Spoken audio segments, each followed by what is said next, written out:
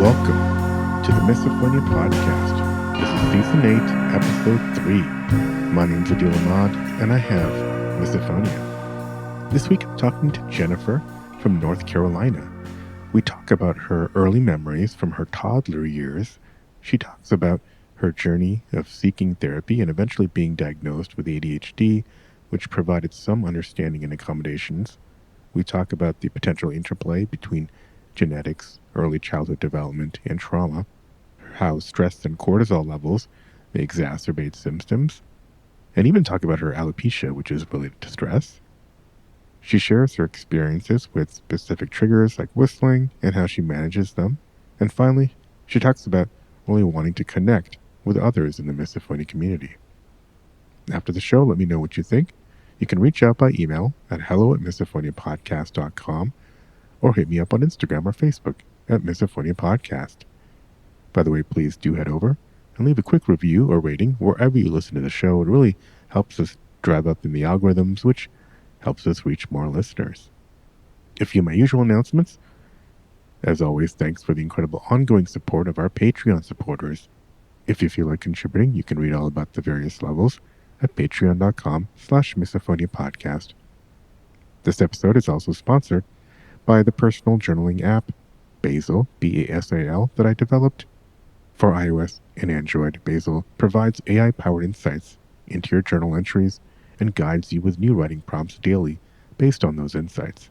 You can even explore many different therapy approaches and modalities. It's available for iOS and Android again, and check the show notes or go to hellobasil.com. All right, now here's my conversation with Jennifer. Jennifer, welcome to the podcast then. Great to have you here. Thanks so much. So you want to tell us a little bit about kind of, I guess, where you are located? Yeah. I mean, right now I'm in Charlotte, North Carolina. Mm-hmm. For the most part, I grew up in Maryland. I've lived a little bit in Northern Virginia, back to Maryland. Right now, I actually live in Cary, North Carolina, which is outside of Raleigh. Mm-hmm. I'm just in Charlotte for an event, but yeah, work brought me, I guess, south of the Mason-Dixon line, you know. Mm-hmm. But yeah, I love Charlotte. Raleigh's great. And I run a restaurant for a food group out here. And we've brought the market. We're bringing the market to Raleigh, which is kind of the reason for the move about. But yeah, so restaurants have kind of been have worked out really well for me because I do not need to sit in one spot and be, you know, not so much just for just general anxiety, but for the ability to like dodge bullets and things, you know, throughout any given day. But yeah, I mean, as far as the misophonia, or is it misophonia? Yeah, misophonia is what most people sure. say. Yeah. Mm-hmm. But I mean, I've heard people say that, that usually people's first memory is maybe around 6 or 7, maybe 8 years old. Mm-hmm. And I wanted to challenge that a little bit because I have pretty clear memories of like going back as far as being like 2.5, maybe 3. Preverbal, yeah. So I think part of that is like I was very early with a lot of things. So like I was reading before I was 3, you know, like I have very clear memories of I could tell you everybody in my like 3-year-old preschool class if I looked at a picture. You know what I mean? And I'm sure some of that is, you know, from reviewing those photos and things like that over the years. But I think having a good memory is probably, you know, not just the trauma of different events. I think more just just having the memory in general, because it's not just memory of these events. But needless to say, so, you know, I'll just kind of start like when I was like this part, I don't remember, you know, but going all the way back to being an infant, my mom, my dad, the doctors were like really concerned that I was going to develop failure to thrive. When I was that little, my mom, I would scream and cry. My mom would put her hand under my back, you know, to lift me up, and I would arch my back didn't want to Mm. be touched. So I think Mm. like some sensitivities were like very early. Now I don't know if it was touch or something else, but like to my family, that was very like eye opening Yeah. early on. And nobody knew. I'm 47. Well, I'll be 47 in 2 weeks. So that none of these things were thought of as they are now or wouldn't be recognized, but it's just still alarming, right? Um, so we moved to Maryland when I was a little less than 3 from New York. And, you live in New York and there's a lot of sirens and sounds and things like that outside in the city. And needless to say, we moved and there was a fire station not too far away. I remember laying in my bed with face down with my hands over my ears. Um, when I would hear like a fire alarm or a siren or something, because it would Mm. just be like beep, beep, like like Mm-hmm. a blip, and it just kind of irregular sound. I mean, I remember my arms falling asleep because I didn't want to move my hands from my ears, and they'd be Mm. sitting in one spot. So so I mean that's pretty young, and I think I know the age because I know where we were living at the time. Yeah. Um, I remember being 3 or 4, having my grandparents come to visit, and um, I was moved to like a kind of like a trundle bed, and my grandmother, slept in my actual bed, and on a visit, and she snored, and I can remember the same thing: my hands on my ears and falling asleep, and like waiting up, or not waiting up, but uh, like not being able to fall asleep, but not even just because there was a sound. It was because I was so mad. You know what I mean? Yeah. Like in like rage. Trapped in just kind of feeling like, yeah, just kind of a rage comes out of that. What a pattern that many of us, I guess, go through. I don't know if that was kind of what you identified as you were 3 or 4 yet. Sure. Yeah. And but like I remember being able to articulate what was happening. My Mm. grandmother's snoring, and I can't stand it. Right. Mm-hmm. But I think I like felt really bad. I was embarrassed or felt really Mm-hmm. bad to like, I didn't want to hurt anybody's feelings. Ashamed. And Yeah. yeah. And then like and then after that I don't remember a whole lot for the next couple years, but yeah, like around 6, I think, like the next person next target, you could say, it was my dad. Mm-hmm. Like he was a tapper and a whistler, and it was at the dinner table, and it was in the car on like road trips. Yep. Um there was one time, it's like kind of a family story, but I think it was only in maybe the last few years that I actually told my parents what was really going on. Was we're driving home from a trip to visit family, and it's like 3.5 hour drive. And I actually talked to my mom today. I was asking her about how old. She said about 6. Um, and I talked the whole way home, asking my parents questions, because it was just a way to distract them from like tapping on the steering wheel. And Yeah. but I remember doing that, but it was like dad noises, like uh, jiggling change that nobody Right. has anymore, right? But like jiggling change in his pockets, keys, whistling, tapping. But something funny is that until I was like a little bit older, with the exception of whistling, mouth noises weren't a huge thing. Mm-hmm. So the dinner table was just more like my dad tapping and like, just in in a conversation, and like just not, I mean, just rage, not being able to handle it.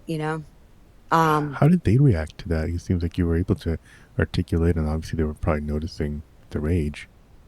What did they say or right. do? So I think I was pretty well contained overall at school.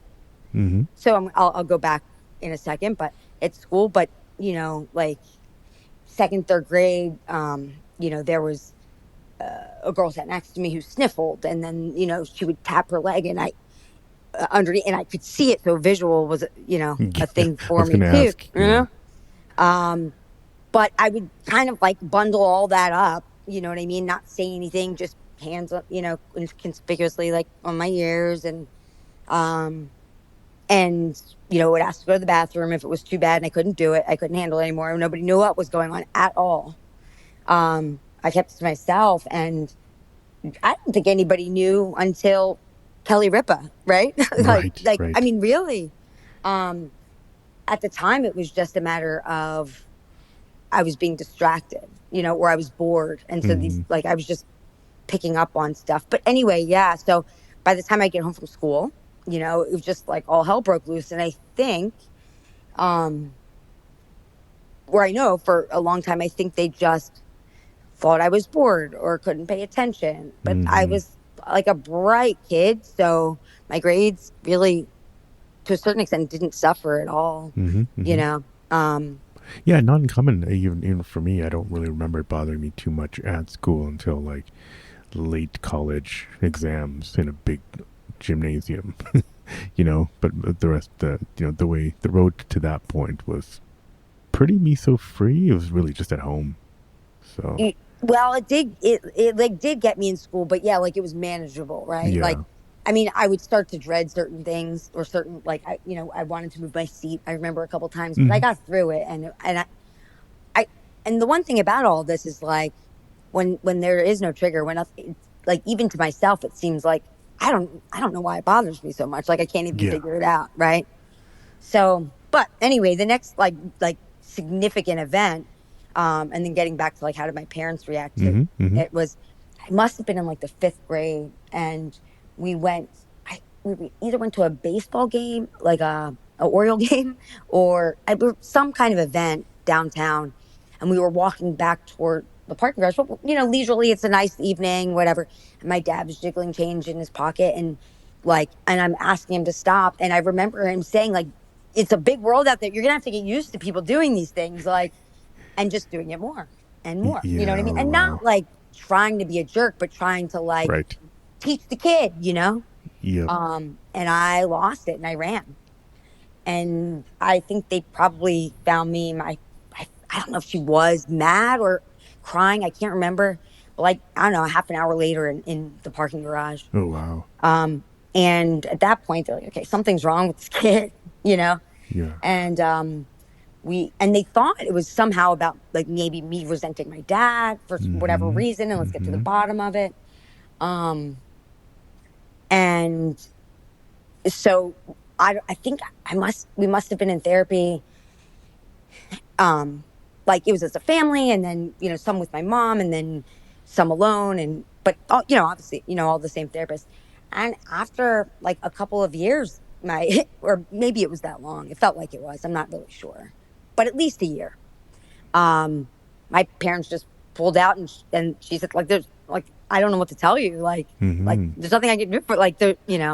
And more recently, I asked my mom like, "So what did you think was going to happen?" Like, I mean, they tell you there's nothing they can do for me. What Yeah. do you?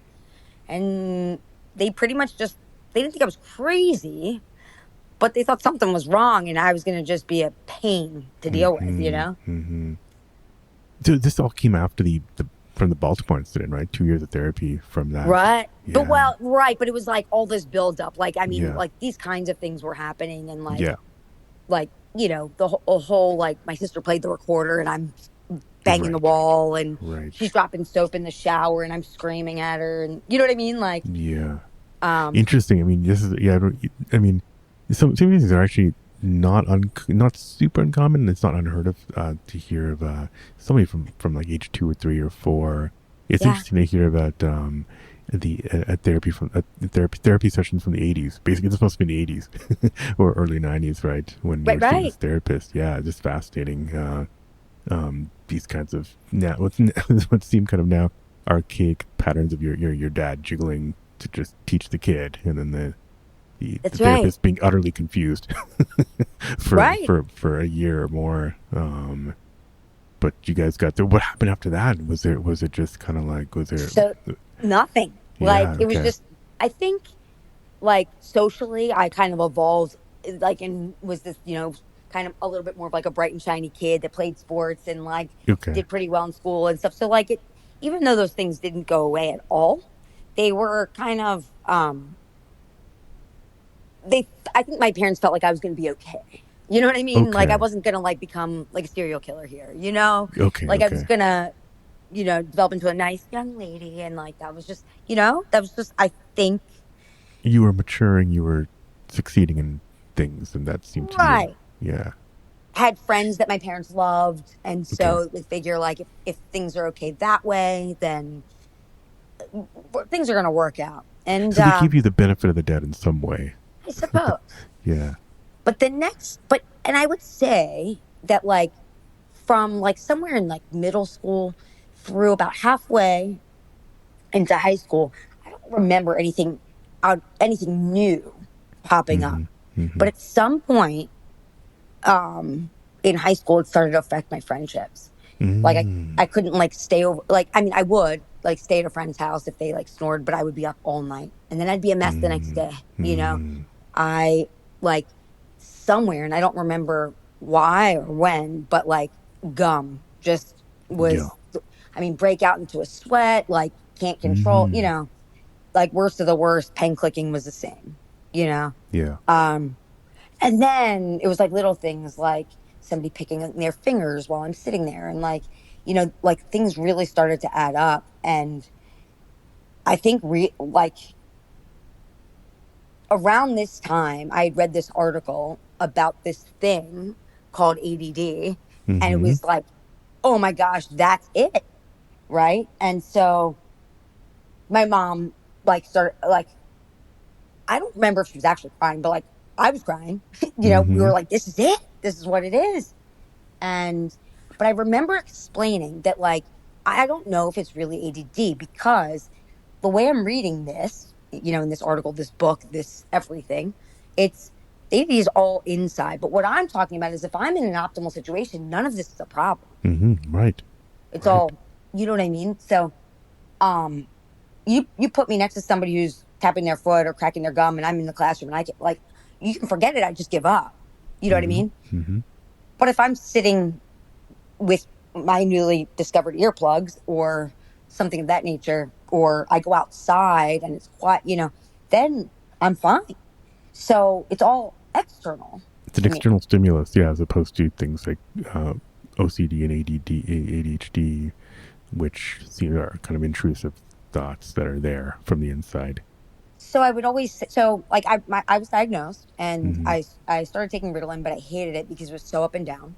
And Mm. then I started taking Adderall, which there were a lot of executive functioning things like just I could never get a day started. Like I mean, I have to overcompensate so much just to get things going. But I think um, there was some conditioning to that because I would have to like put stuff off because I couldn't do it here and I couldn't do it there, and I had to like line up all these things that I was in Mm-hmm. a situation which wasn't going to make me lose my mind. Mm-hmm. But nobody really knew about that. So um, it's not like I thought it was normal. I just, there wasn't another way for things to work. So anyway, I was taking the Adderall and I didn't overdo it. I mean, I was, and even still now, I am prescribed um, three 20 milligrams a day, and I Mm-hmm. usually take one, sometimes two, depending on how long the day is. Mm. Like I gotta do it to get going in the morning, just like so it's not like 52 card pickup. So you know what I mean? Like there are some things I don't think Yeah. ADD is not there, but I don't think that that's who I like. That doesn't define me Right. by any means. Long story short was in 11th grade. It might have been my senior year of high school. There was a girl who sat like across the classroom who chewed gum. She cracked it really Mm-hmm. loud. And I mean, like when I tell you sweat, like I mean, I could feel it trickling down my back.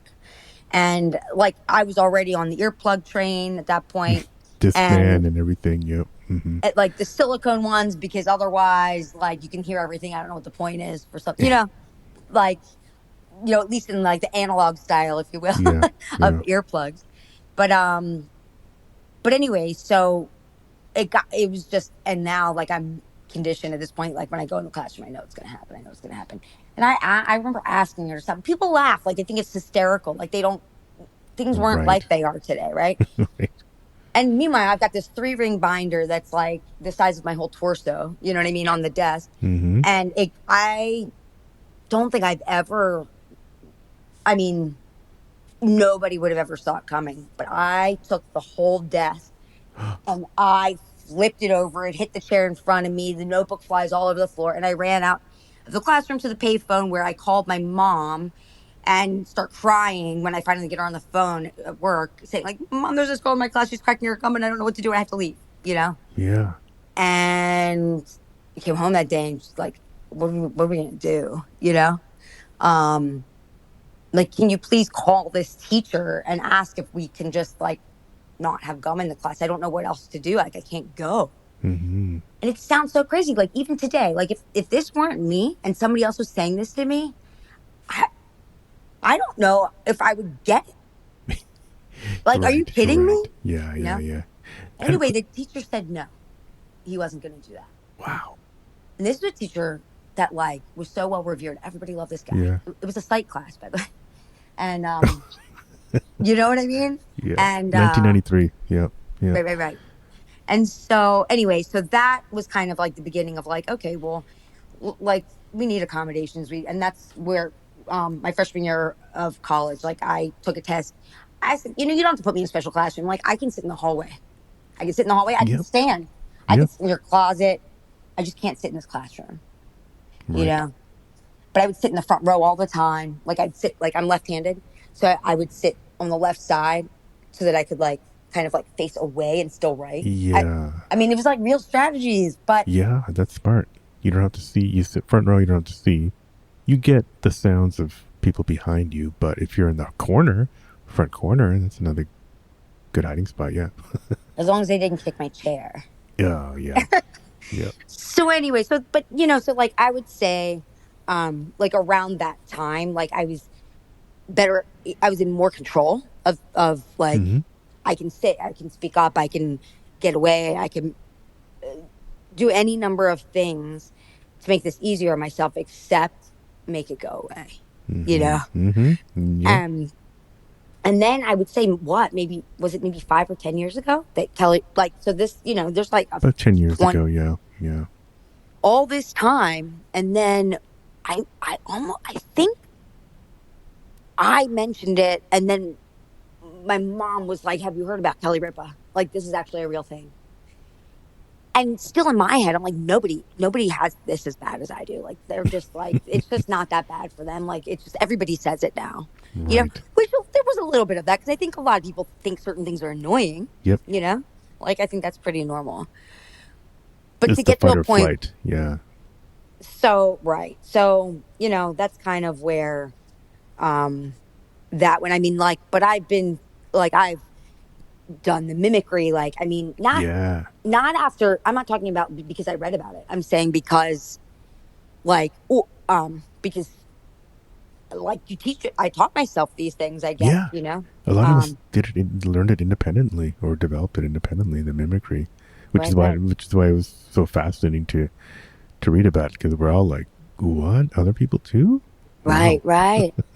Or like counting. You like, for example, like Mm. I'll hear like like a bird chirp that's just so annoying, like in the morning, like one, okay, two, three. And it's not that it doesn't help, Mm-hmm. but like, but it helps, right? I don't know. I don't know a great way to articulate why that does anything. Well, I think a lot But of it is, yeah, some of it has to do with control, getting yeah, that sense of control of the situation, where if you're counting it, or if you are, I don't know what the mimicry, well, I don't know if you know the research about the mimicry recently, the findings where there are these mirror neurons in our brains that fire when they see or yeah, experience something in another person, not us. It's mirror neurons are kind of these parallel or shadow neurons that are connected to the for example, the jaw. If we see another person moving their yeah. jaw, ours will go off too, which probably has something to do with learning or something. There, it's not 100%. It's not just misophonia related. This is like a Like yawning, right? So the mhm. yawn, you yawn. And so and yeah, so this is interesting that these mirror neurons fire in Yeah, people who have misophonia when they see or hear um, triggers in like those orofacial ones in particular. right. But it's Um, not. It's not so much that like it just automatically happens, right, right? It's more right, of right. It's like more of if I do this if I click my pen while you're clicking my pen, it's not bothering me as right. bad. I go to a meeting and I make sure I have a pen that clicks, because even though that person that clicks their pen is the most annoying person, I'm gonna have to do it too. Yeah, In yeah, order, yeah, you know. yeah, yeah. I'm not sure what. Yeah, I think more research needs to happen than there, especially with the clicking stuff. But yeah, Hmm. maybe that, I don't know. That just feels like a control. Not that we're needing control, but it's Yeah, it's it's something. It's, I think, our brains, our brain slash bodies, because it's all related, feels more at ease when we feel like we have some control over the sound.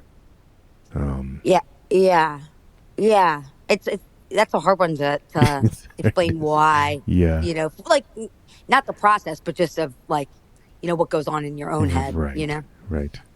I mean, we Um. get it when you talk to each other, but yeah, it is harder to articulate. Yeah. Well, I guess, what did your I mean, after the Killer Ripa thing, was there maybe a better sense of understanding or accommodations, or within your family? Um. They try, Yeah. and they feel bad. I think, like my dad. I mean, he's just such a fidgety guy. Not like Mm-hmm. he's nervous, just Yeah. like I think in another life he might have been a drummer and good at it. You know. But he's just that guy, you know what I mean? And a whistler. Like, I don't know why people start whistling. Like, what happens? What that's like? Hey, I'm gonna be a good whistler, so I'm gonna start practicing. Like, I don't Gonna start a understand it, you whistling know? band. Yeah. Yeah. Um, and I think about it too. I hear somebody whistle, like, why do you do that? And for my dad, I think it is just kind of. It's not like comfort, but it's just, I Habit. Yeah. yeah, and um, yeah, it is something that I think is like comfort in some Mm-hmm. way. I don't know. But whatever, he enjoys it and he'll tell you that, you know?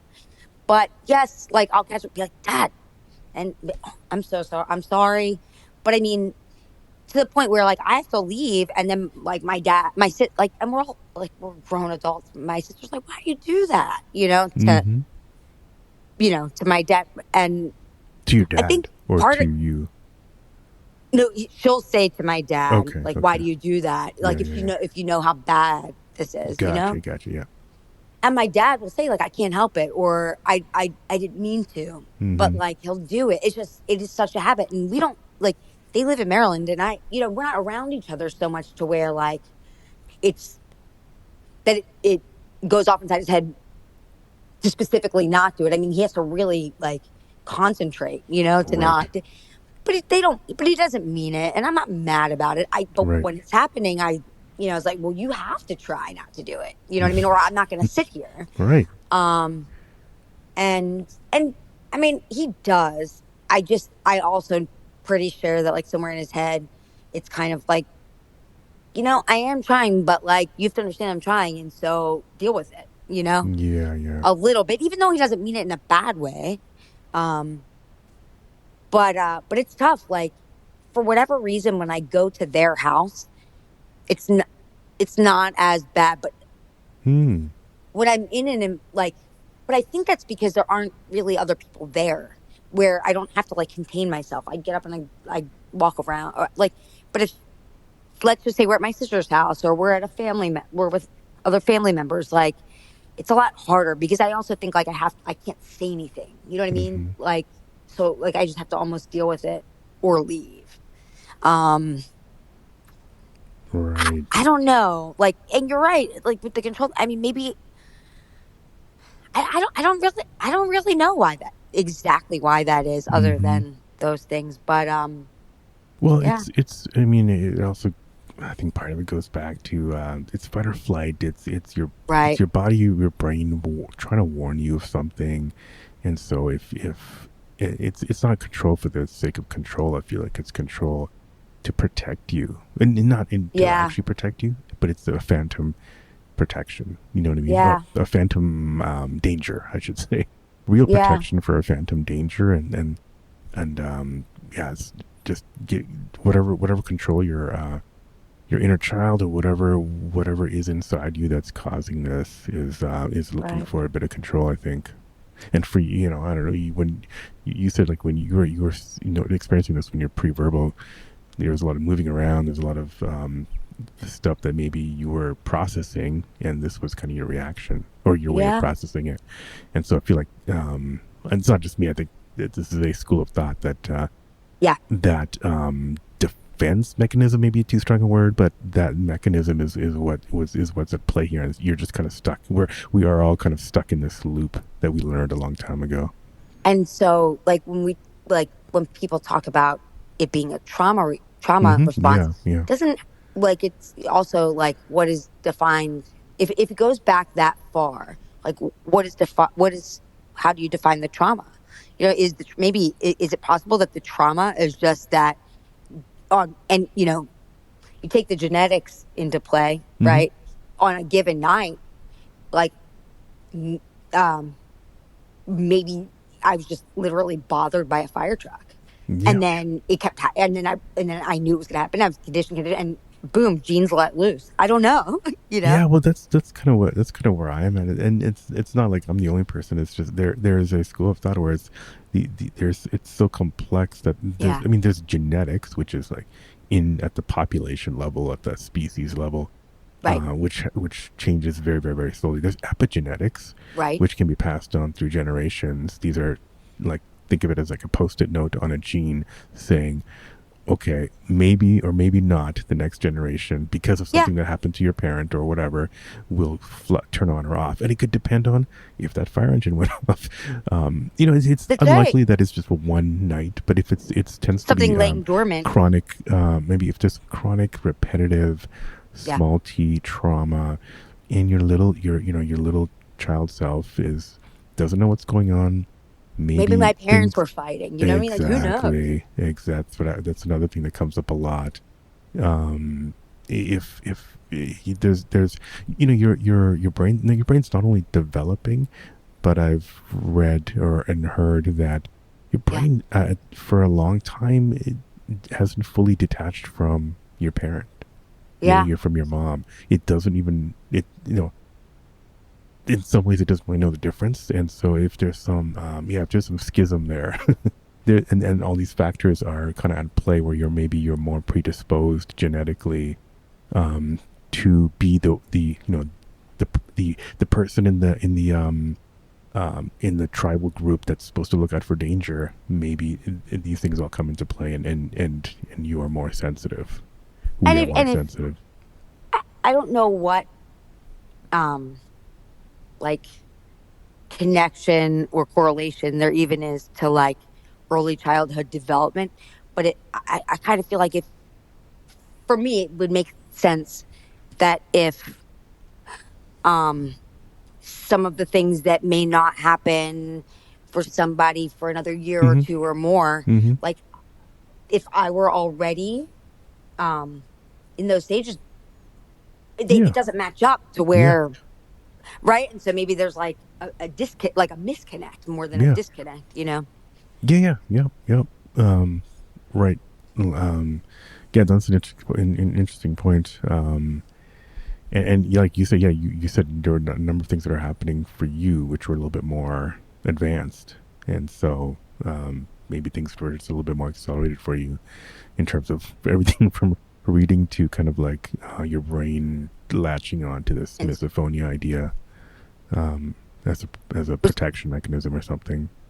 another kid may not remember that it Mm-hmm. bothered them the day before, and Right. then, Yeah. but it's crazy though. Like, I mean, like I wasn't a kid that got ear infections growing up, but Yeah. bring on the earplugs, and anytime I get sick, it's I have an ear infection. Even now, Mm. you know, Oh, um, really? Hmm. Mm-hmm. yeah. But I think it's just because you leave those silicone earplugs in long Oh, yeah. enough, and you're gonna trap, right? Oh, I right. mean, Yeah. Yeah. but the Yeah. other thing is, so over the past, I think maybe like 8 years, I developed a form of alopecia that hasn't been explainable to anybody. Mm-hmm. Mm-hmm. Nobody. I had so much hair. I was so lucky that I started with that much. It's just been like a gradual thinning, and it's not even thin now, but it's noticeable, and it falls out in the shower, and Mm-hmm. like I have to I take a medication for it to hopefully slow it down. Like it's a legitimate. It's actually happening, and Mm-hmm. but but it doesn't follow a pattern of like age related hair loss uh or like alopecia area. I mean, it doesn't follow any specific pattern. So I actually like had a conversation with my dermatologist. Like I've Mm. been seeing her now all this time, and she the reason I started seeing her was because that's her specialty is hair loss, and there aren't that many of those. So, so I asked her. I said, I have a question. I started telling her about the misophonia, and I said, I have like a theory, and like it could be totally off, but my thought is every day, 100 times a day, like my body goes into fight or flight, which obviously then is going to raise the cortisol level in my body. Yeah. Cortisol, like high levels of cortisol, have been directly linked to hair loss. Mm-hmm. Like, do you think, and because it's just like cyclical, like over and over and over, that could be part of it? She actually was telling me that her daughter is in some sort of, I wish I remembered it off the top of my head, but it's not like it's not an exposure therapy, but it's the closest thing I could think of to something like that. But it's called something anyway. Her daughter's in some sort of therapy because she has some sensory issues, and Mm. what my doctor suspects is misophonia. And Mm. anyway, so she like I almost couldn't even finish my thought. Like it was absolutely. So I would wonder how if they were to if somebody were to conduct a study on hair loss, as in conjunction with Yes. what I would think is fairly severe misophonia. Um, you That's know, interesting. That's the first time that connection has been made on this podcast. But stress is a big right, exacerbator, both to kind of like inflame misophonia, but also obviously misophonia when we're our nervous system is completely shot. right. Causes whatever, and again, that's I would have to guess that that's person by person, and so stress affects everyone differently. So that I can't yeah, definitely can't rule that out. That's an interesting connection. It's Um, funny though because I feel like a lot of times like my head can handle it, but my body can't. mm, Is like yep, what it feels like. Um, the body so, keeps the score. Is that is that that's right. That's famous right. book? So you don't know where some of these memories are being kept, especially if you start collecting those memories at 2 years old. It's got to it's got to fit somewhere. Yeah. Um, Yeah. I think. I mean, I wouldn't wish any of this on anybody. You know what I mean? Because, like, God forbid, like I was physically sick, or I mean, yeah, um, I, I can't compare. You can't compare this to that. no, I'd rather have this than stage 4 cancer or something like that. Sure. I Obviously. mean, like it's not fair to even, Right. put those, but having said that though, I still wouldn't wish this upon anybody. You Mm-hmm. can't get rid Yeah. of it. You know what I mean? And Yeah. at least not now. So, um, and truly it seemed, I mean, hopefully there will be treatment for it at some point, but like the way, um, it works, if you will, I don't know how that would actually Yeah. ever happen, I mean, but hey, what, like I didn't think I'd have a big flat screen on my wall when I was a kid. You know what I mean? I never would have saw that, seen Hey, that, you never, yeah, right. We never would have thought that we'd be able fathomed it. to, right, talk to a computer and have it talk to you as a normal person and answer every question. That's right. Um, yeah, yeah. You never know how these things will turn out. In fact, maybe I'll ask ChatGPT right now if there's a, there's a cure for misophonia. It might put everything together. But yeah, I don't know. I mean, it's the psychology these days tends to be I don't know. Well, psychiatry and psychology is always Right, looking right. for seems to be looking for either pills or very short term, like short term superficial solutions. I Yeah. would say, and so I've a lot of people I've talked to, like they've had the overlapping conditions like maybe ADHD or something, and it's always the misophonia, or maybe they're dealing with like trauma at various levels. It's always the misophonia that seems to be the last thing, or is the hardest nut to crack. And I feel like Yeah. if it is a deeper thing, then I don't see the research going towards that direction right now. It's not. It's trying to Uproot the cause. it's trying to use the same kind of approaches that are being used on things like ADHD or OECD, or that kind of Like, family of solutions. like Not behavioral or medication? Yeah, yeah, Yeah. more behavioral and yeah. I don't think they're even honestly looking seriously at medication at this point. I know there's Yeah. some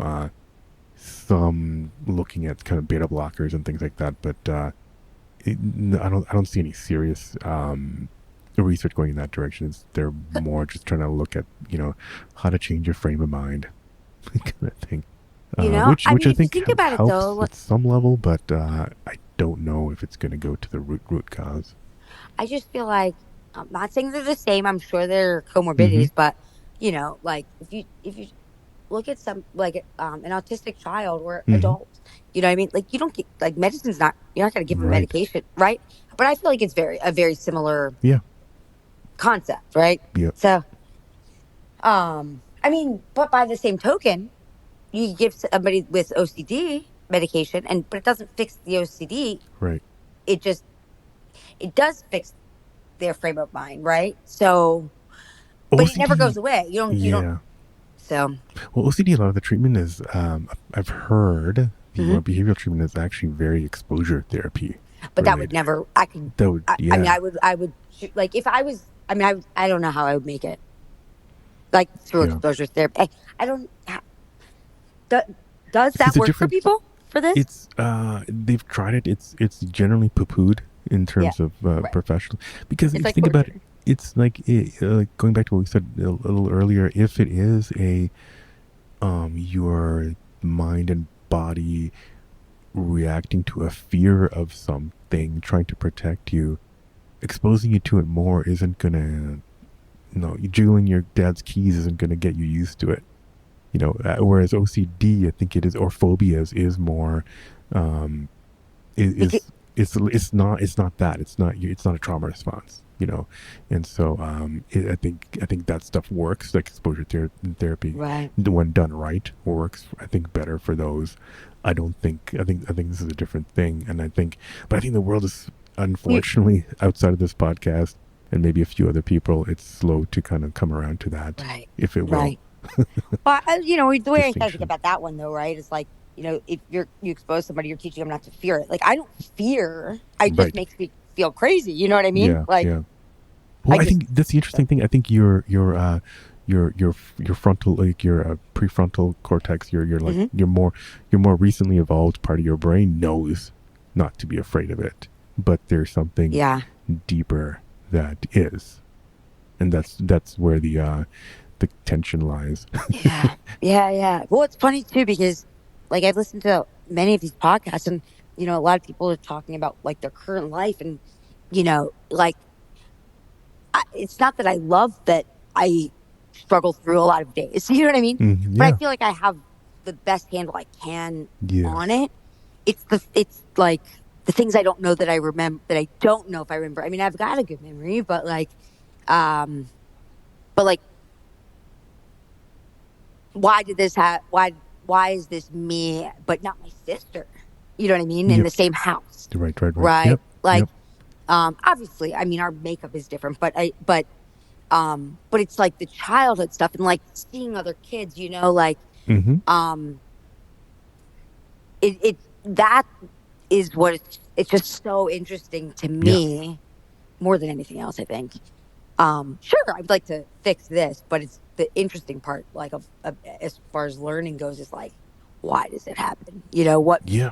really why? Because I don't think we totally know, right? No, Not and 100%. I think, I mean, it's we're not binary beings. Yeah. We evolve. We don't evolve. We don't all change our genetics or whatever at the same time. We are, we all have different mutations and different. We're within the species, we're very diverse. And so, going back to what we said even earlier, like, if some of us are slightly more predisposed, and then there's something in our room that happens that's different in your sister's. Right. It's Right. that's how Everything's situational. everything evolves, is because we It's it's it's a conversation between your specific makeup and what specifically happens to you. Just because you're living in the same house, I think it maybe is not enough to like everyone has in the same house has to develop misophonia.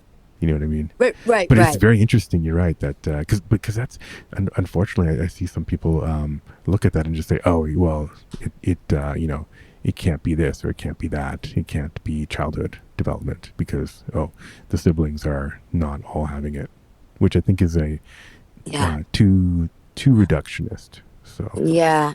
Well, you know what's funny too is so I've actually tried a few times um to get because the Duke Center for mm-hmm.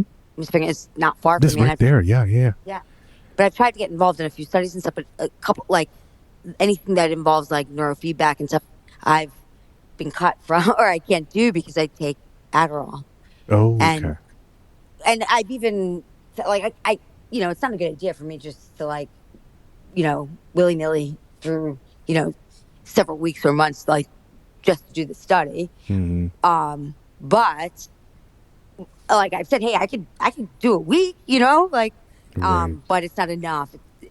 So but it would be very interesting to just be oh, I don't want to I'll be honest, being too involved with the community, I feel like I don't want to develop new triggers. I don't want it to be yes, like too but I I I feel like I have so much to say, you yeah, know, yeah, that yeah. I feel like I don't know if something helps somebody, you Yeah. know, or make somebody feel a little bit better that like something I said resonated. I don't know. Oh, it will. Um People. I hear from people saying that they heard this episode or that episode, and they related to something. yeah. You might get a whole crew of you. I might get a whole new crew of alopecia listeners that I didn't know Right. existed. So, but then there's also the very early childhood people that are I think are going to resonate. So, Yeah. um, yeah. Well, I hope. Any other? I mean, when you go out and like at the restaurant, like, what are Yeah. your coping methods? Because Oh gosh. I've heard they're pretty. You know, it's because it's so fast paced and there's all these background noises that it's actually not as bad a place as you would think. Going Right, back, most of you the know, time. yeah, But as a leader, right, like it's tough. So like um so if I'm teaching somebody else like we're you know, I mean and then here comes this whistler or this you know, whatever it is, like or a pen clicker. I mean, it's the point where um like I supply the pens. You yeah, like at my restaurant, you don't bring your you can't bring your own pen. We just use stick pens. yeah, Um, you know what I mean? But like still people bring it, you know, like you can't use that pen. I can't, I'm not gonna. So, but what do? I have to walk away. You know what I mean? yeah, And so my level of patience without all of this is actually pretty high. And I feel like, you know, um, I teach others pretty well, but I don't know that that is seen all the time because oh, I got to run. I got to go, you know, blah, blah, blah. right, Like right, and, you know, I feel bad about that. But I just am a fast walker and I'm busybody to most people mm-hmm. and I get things done and you know and stuff like that. So I try unless it except for like the select few things that come up and bother me the worst. Mm-hmm. I really try not to let on because somehow like when I broadcast it, it becomes a bigger deal. Yeah. I mean, I think that's a pretty common thing. We don't want to put a spotlight on it. It's like because you, like you said, like we're usually very high functioning the rest of the time, and But so But yeah, also, like, say I'm, you know, walking through the restaurant and I have an employee that like whistles. If I tell them that, hey, you know what, that bothers me, then like every time I walk by them and they're doing it, I'm like, and then they're like, oh, sorry, like, you know, it just mm-hmm. becomes a whole thing. You're right, Um, right, where I can just kind of like scooch by, but mm-hmm. I can't stand there. That's you know what I mean. Like I cannot. Right. So yeah, so I mean, it affects me every day. But if I were in an office, like I don't think I could be in an office. Yeah, yeah, yeah, yeah, I yeah, was a psych major, and I don't think I mean, I think I would have too many issues with people sitting across from me. You know what I mean? yeah. Right. Um, Yeah, I've thought about that. Maybe going back to school to do that. Unless like, oh no, well, I have to have like a be in one it's room like and be able to like block things and like you know right, like you're trying to help them, and then you're freaking out in your it, mind. yeah, like can you not do that thing that's soothing to you, please? You know. Right. um, so you know, so overall, right, being in the restaurant where it is loud and stuff is helpful. But the funny part is when I go to a restaurant, I'm a little bit more picky. You know what I mean? Like if Mm-hmm. um well, I shouldn't say that. I'm not. My mind goes directly to like, okay, can I sit here? Like, am I going to be okay to sit here? Versus I'm walking into work and it is loud and I'm running around and this that. It's not. I don't know why it's different. It's not. If I'm like trying to get something done, like I'm trying to work with an individual in the restaurant and there's somebody eating chips with like queso, I can't, like we have to go to a different wait station. Like I can't do it. I Yeah. cannot do it. Yeah.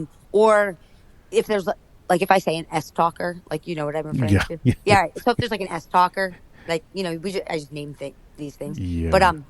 I can't. So those things are impactful in a way that I wish they weren't. Um, Were like these triggers pretty new then? I mean, the last 10, 15 years, because or yeah. were they did they go back to dad days? Um, what was the first one? The chip. Like S the and chip. Yeah, the yeah. S. That thing's bothered me a long time. Okay. Okay. Yeah. But like the chips, I feel like I was like stressed out trying to do something and I noticed it one time and it just never Yeah. went away. Yeah. And that's the other Right. thing too. Like the more, if I'm stressed or I'm like, Yes. trying to focus on something. Yeah.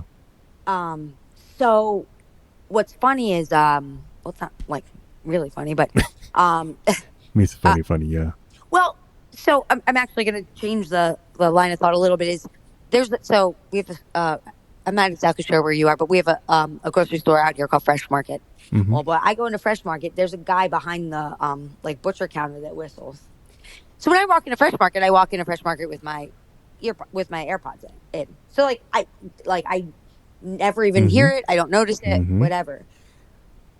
But there's something about that, and I've heard people say this too when they have their earplugs or AirPods, and they're kind of like it's like a crutch when they permit. Then you're like it's like a heightened sense, like somebody who's blind hears things more, somebody who's deaf Mm-hmm. like sees things, you know.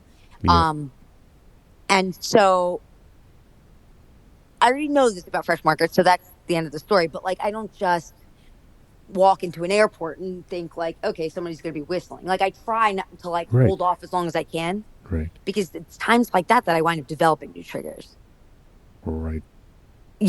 And so I can't say that there's a brand new thing that has started to bother me in the past 3, 4, 5 years. Mm-hmm. Mm-hmm. Um, but like, uh, somehow the S talker thing comes up more like than it used to, but I don't Yeah. know. Um, What about but like yeah, sorry, go on. no, I was gonna say, but I think part of that is being able to like have the headphones available so that I don't start off my day with like that, but like I can not be so heightened and put them in, and then I'm not, you know, I never get to this high crazy level of like the world's gonna end, and um, and so I'm not picking up new things along the way as much. Um, Yeah, I mean, for those headphones, like you're right. I mean, I don't. It's sometimes it's not about. I don't have to have them on. If they're around, it kind of reduces the stress a bit, and it's just part of the like. I don't know. It's just part of that soothing whatever part of you thinks it's afraid of something or trying to warn you yeah, of some danger. If there's the headphones or earpods are around, yeah, you don't have to walk out the door with them, but they're there. Um, and so I don't know that can sometimes help get through more, until you go to Fresh Market and that guy's whistling, and that can be the right. threshold. It's just the threshold is a little bit. It moves around. I think when you have the tool around. Um, But it's like I used to say like I can't I hate flying on a plane because somebody kicking my chair, mm, some like buddy like just talking and like they don't zip it the whole time, like just little it's like. But you know what? Now like I don't fly Southwest. I pick my seat on right, American Airlines or whatever, and right, there's a seat that I know is okay, and I feel it's like I understand why sometimes people would say that there's a link between, say, OCD, right, and yeah, this, but it's really it's this it's to me it's a similar thing to like the ADD. It's not what is really happening, but right, it's what somebody else sees right, of what's going on. You know, right. um, for me, like I have to control that so that this other thing, um, like I have to pick my seat and arrange myself this way so that I'm not so burdened by something else. It's not just because and I don't necessarily know that OCD works that way, but say for example, um, that well, I don't know. I don't know if I'm informed enough to speak on that. Um, but yeah, all like to me, all of the things are external, and sometimes I need to control my environment so that I Mm-hmm. don't Mm-hmm. bug out completely. Yeah. Yeah. Yeah. No. Exactly. Yeah. I feel like these are misophonia is just looking for lightning bolts or looking for a Yeah. tiger to come jump on you kind of thing. So it seems to be honing on external signals where the other things are, like you said, they seem to be more internally driven.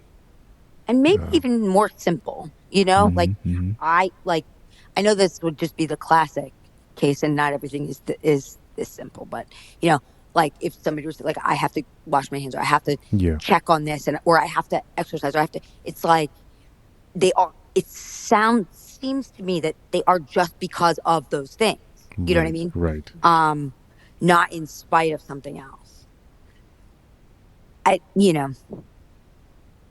in some way.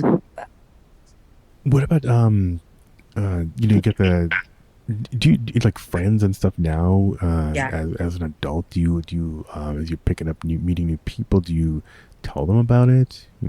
I would say like not straight Yeah. out of the gate, but I think I mean I say it's me, not you, like more often than I It's not me, but it's you. The George Costanza routine. Yeah. right. So but I mean like dating things like Oh, I right. Mm-hmm. like I I generally cannot sleep in the same like I'll start off in the same bed and I Mm-hmm. have to get up. Slowly crawl At out. this Yeah. point in my life though, like sleep is sleep and most people understand that Yeah. period. Yeah. You know what I mean? But when you're a little younger, it's like, where are you going? Like Yeah. I don't know. So I think like maturity helps a little bit, Yeah. but in general, like most people that I I interact with on a regular basis, like and people that are close to me get it and know and Mm-hmm. understand and they do their best and I try to keep it as small as possible, but there are things that I can't do, you know? Right. Um so I think it does like I know it affects my life on a regular basis enough to Mm-hmm. where I definitely change or avoid Mm-hmm. doing certain things because I already know, you Yeah. know. Yeah. Um and I feel like I'm pretty good at communicating, but sometimes I just choose not to, and I Yeah. think that that's not necessarily to my advantage, But No, but I think it's, yeah, I mean, at our age, within a year of you, we got to do what yeah, you got to do. We have agency at our age, and I think most people our age, they have their own baggage, and so I think would hopefully would understand, or, they probably wouldn't be, you probably wouldn't be keeping them as friends. I think, yeah. But I do still like always feel like I don't want to burden yes, of I'm course, not trying to drive this person nuts or whatever, yeah, um, but yeah, you're right. As I've gotten older, and I'm you know sitting next to I was about to say this girl's name because I remember it, but sitting next to this girl in third grade that like always had the sniffles or this that like I'm just like elbowing her and be like, come on, you know what I mean? But mm-hmm, she's like, what do you want from me? You know what I mean? But right, now, like I might be like, you need this tissue, you know what yeah, I mean? yeah, And yeah, just yeah, make a joke or I got I'm not forced to sit in a spot like that yeah. like I was. So. Are you are you still seeing a therapist at all, or is this I'm more? no, Yeah, I mean, because they don't have, there's not a lot of new stuff. I mean, other than maybe going to a research study, but things are moving relatively slowly there. I guess there is a lot of new treatment. I no, think and you've covered all the bases already. I feel really terrible when I say, like, there's nothing they could do for me. Mm-hmm. I don't want to, I know what that sounds like when somebody has something that they could Mm-hmm. unpack, Mm-hmm. Mm-hmm. Um, and maybe I'm wrong, but I feel like I'm pretty in tune with the situation. I don't know that, um, I don't know that therapy is the. I don't know what that would do at this point to Yeah. fix it. Yeah. I don't think there's a playbook. I feel like the playbook should eventually be some maybe unpacking your past, and especially maybe your old memories and whatnot. But that doesn't seem to be where the Sure. playbook is going these days. Yeah, There are yeah, yeah, definitely approaches like in a book that I co-authored was Dr. Gregory about like things to do in the moment maybe, yeah, but not so much kind of like a full kind of a cured / treatment plan that will kind of really redo. I think there are a number of people who are kind of claiming that they're over, and I don't doubt their claims, but I think through I don't know. It's some of it is hypnotherapy, some other more other exotic things. But when you start to peel back what they've done, they've done a whole lifelong. They've tried everything, and yeah, so they somehow, you know, through years of trying different things, something may have cracked open, but yeah. it's hard to find that combination for everybody. Right, So, right. but I think if you've got a good situation and people around you understand, I think that's for most people, that's the best we can kind of hope for right now. Yeah. I mean, I definitely like feel like my heart rate go up like several Mm-hmm. times. None of that I ever goes away. And there are plenty of people who aren't understanding that are like, get out of here. You know what I mean? Like, Oh so yeah. pretty, like, give me a look or whatever. But, I mean, like, I'll be giving them a look right back, Yeah, yeah, So, yeah. so I think, and, what I was just saying, I don't, it's not therapy that I'm opposed to. It's just that it's for this that Mm-hmm. Yeah, I don't I know. agree with you. Yeah. If somebody were to tell me that, like, hey, if you started on day one of your first memory and you unloaded everything Mm-hmm. and and there is somebody out there that could dissect all that, and then we can help. I mean, Right. I'd go tomorrow, Yeah, yeah, yeah. Yeah. you know. But yeah, I hope that in my lifetime, there is something, even if it's for 10 days of my life, Yeah. just see Mm-hmm. what is that like for somebody to Yeah. not have to like, you know, and not manipulate like as an evil person, but manipulate everything that they do every day in order Mm-hmm. to survive. You know, Right. so Well, Jennifer, we're coming. We're I'd say even a little over an hour here. It's been super fascinating.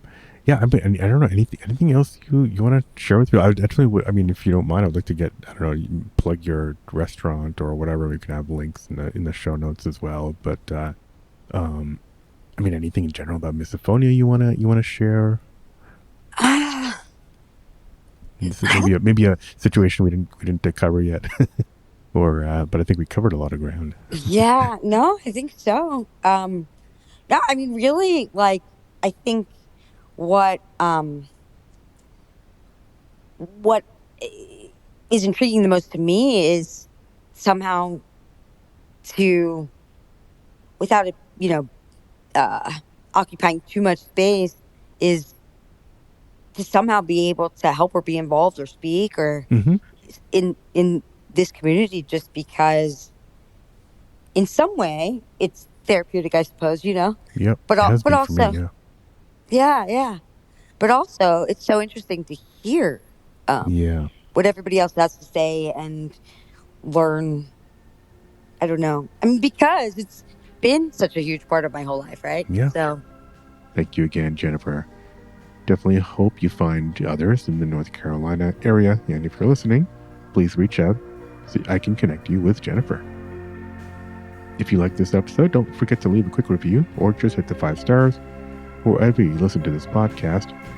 You can hit me up by email at hello@misophoniapodcast.com or go to the website, misophoniapodcast.com.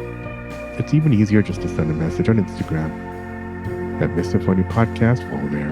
And on Facebook, it's Misophonia Podcast too. And on X or Twitter, it's Misophonia Show. Support the show by visiting the Patreon at patreon.com/Misophonia Podcast. Theme music, as always, is by Moby. And until next week, wishing you peace and quiet.